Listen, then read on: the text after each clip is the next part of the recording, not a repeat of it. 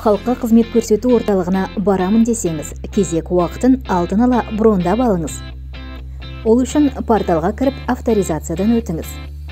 Порталға кіру барысында бір жолғы жасырын сөзді немесе ЭЦХ-ны пайдалануға болады.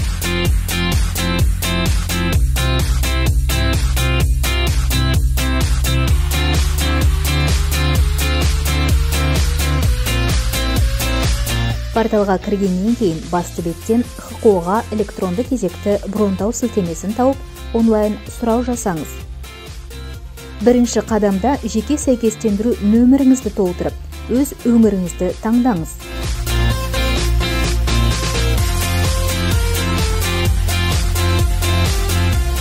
Баратын халыққа қызмет көрсету орталығын тауып, сапар мақсатын таңдаңыз.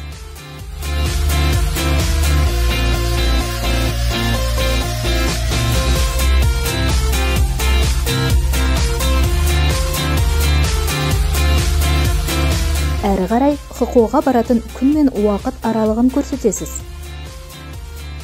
Уақыт таңдау барысында Нұр Сұлтан қаласының уақыты ескеріледі. Бар болғаны осы.